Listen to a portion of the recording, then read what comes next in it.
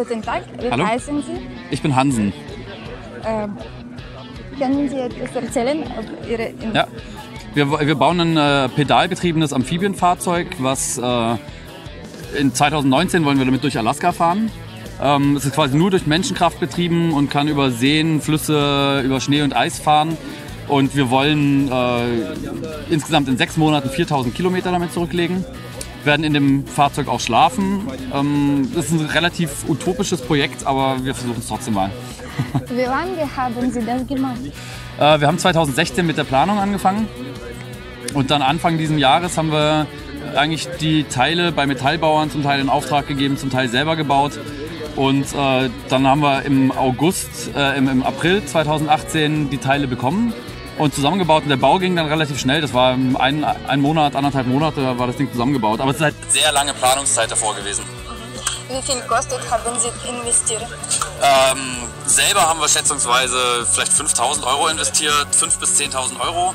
Wir haben sehr viel gesponsert bekommen und also Arbeitszeit ist da nicht mit eingerechnet. Also Arbeitszeit, wenn ich das ausrechnen würde, dann würde ich wahrscheinlich mir davon schon einen Kleinwagen kaufen können. Also. Was hat Sie dazu inspiriert? Gute Frage. Also im Grunde ist es eine Kombination aus 2 Träumen. Also mein Bruder und ich machen das ja zusammen und mein Traum war es auch immer, ein Fahrzeug selber zu bauen, womit ich durch Alaska fahren kann oder besser gesagt, womit man überall lang fahren kann. Und ein weiterer Traum ist es, Alaska zu bereisen. Und wir haben halt quasi beide Träume in einen Topf geschmissen und gesagt, so 2 Fliegen mit einer Klappe schlagen. Wir fahren mit einem selbstgebauten Fahrzeug durch Alaska. Und das ist auch das, was wir mit diesem Projekt auch natürlich anderen Leuten vermitteln wollen. Es gibt 2 Sachen, die wir da vermitteln wollen. Einmal, dass man versuchen sollte, an seinen Träumen festzuhalten, so lange, bis es wirklich komplett unmöglich wird. Aber man sollte sich niemals von jemand anderem sagen lassen, dass es unmöglich ist. Immer für sich selber rausfinden, dass es unmöglich ist. Und was wir auch sagen wollen, ist, dass alternative Mobilität nicht unbedingt eine Frage von Technik und von Machbarkeit ist, sondern auch eine Frage von Willen. Also wenn wir mit einem Amphibienfahrzeug durch Alaska fahren, mit einem Pedalbetriebenen, dann ist es vielleicht auch möglich, statt mit dem Auto mit dem Fahrrad zur Arbeit zu fahren und dadurch ein bisschen an die Umwelt zu denken. Es ist eben nicht immer nur von wegen, Technik ist noch nicht so weit, sondern es ist auch die Frage, wie stehe ich selber dazu, und das wollen wir damit auch ein bisschen zeigen.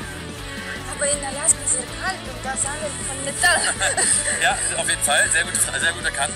Das ist aber nur der Prototyp. Wir werden auf jeden Fall noch sehr viel auswechseln an diesem Fahrzeug. Das Metall wird zum größten Teil mit Carbon ersetzt, und wenn wir Metall behalten müssen, Aluminium behalten müssen, dann wird das wahrscheinlich mit einer Art Gummiüberzug geschützt, dass wenn man dagegen kommt, dass man nicht sofort eine Erfrierung kriegt, weil das ist wirklich, also an Metall bei minus 30 Grad arbeiten mit bloßen Händen kannst du vergessen, das geht nicht. Also. Okay, danke.